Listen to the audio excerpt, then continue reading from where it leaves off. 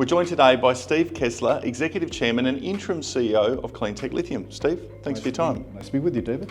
You have two projects, advanced projects in Chile. Why Chile, and why are these projects so compelling? Well, Chile's a fantastic country to develop projects. You know, it's the largest copper producer in the world, and it was the world's largest lithium producer in the world until recently being overtaken by Australia.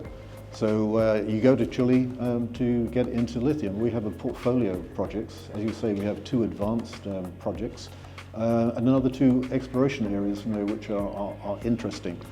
And for us to have a portfolio of lithium brine projects, and we're introducing these into Australia, should be very exciting for potential investors here to diversify. All the production in Australia is hard rock mining being processed in China.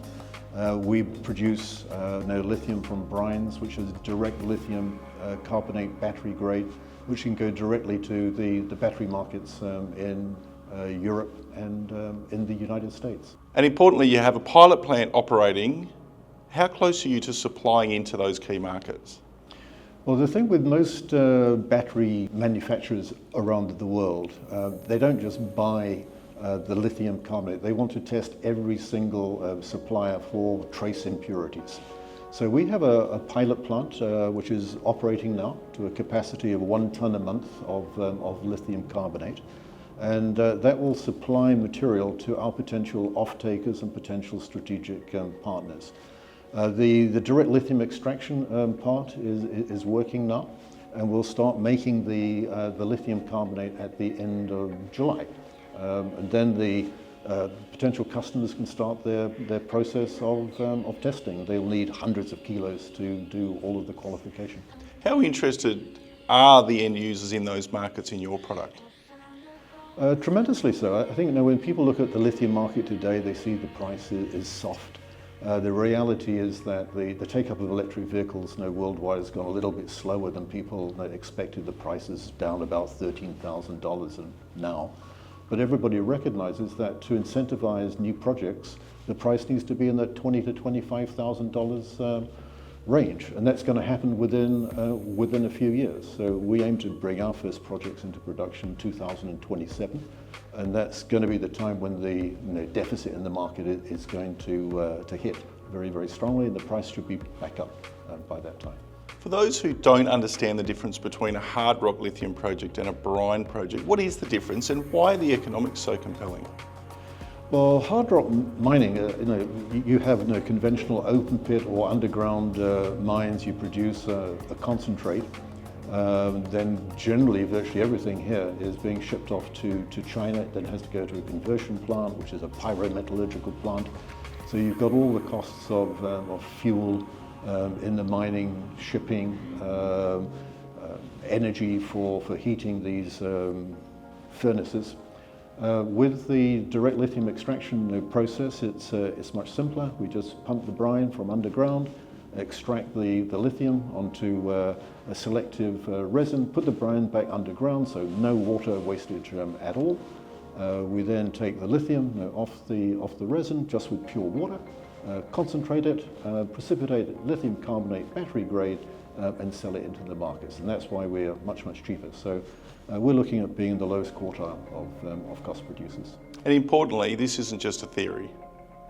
No. We have a lot of production in Chile, but that's to date coming from evaporation ponds. And where we are different, and we are very much appreciated by governors as being the first company to introduce direct lithium extraction.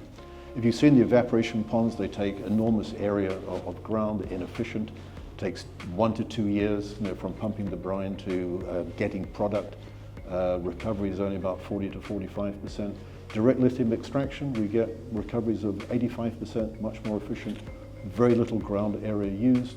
The brine goes back underground, so very small water consumption. We plan to use 100% renewable energy. So we sell what's going to be called green lithium, which is perfect for the European and North American markets. where the governments want to see sustainable minerals go into the supply chain. So here we have low water consumption, low energy consumption, absolutely perfect. You're listed in London, but you're here in Australia. Do you have much exposure to the Australian investment market, and why now looking to come to Australia? Yeah, well, when we listed in London, we were very strongly supported by Regal funds out of Sydney. They came into the pre-IPO, the IPO, they followed their money all the way through, increased their position to just over 15%. So they are our largest investor. We currently have about 30% of our share register is Australian. And when we compare the market in London, there's only about 3 lithium companies. They're a very small number of people on the share register. Here there's 30 lithium companies registered. And Regal funds were very clear they're with us. They said, look, why aren't you listed in Australia? People here, they understand resources, they understand lithium. There's a deep pool of finances for projects such as yours, which has got a compelling story. And we think if you came here, people will compare your valuation to your peer group in Australia. People will very quickly recognize your value. You'll get an uplift in your share price. So you really should come to Australia. And that's what we're doing. We're introducing the company. We're here in Perth this week. We'll be in Sydney next week, in Melbourne the week after, meeting up with brokers, analysts, institutions. We've told the market that we are coming very soon to market. We have a prospectus in preparation. We're getting very close to doing that. Generating much interest? Absolutely. I think there's a recognition. Australia has concentrated on hard rock mining, but there's been a number of Australian companies going to the brine projects in Argentina.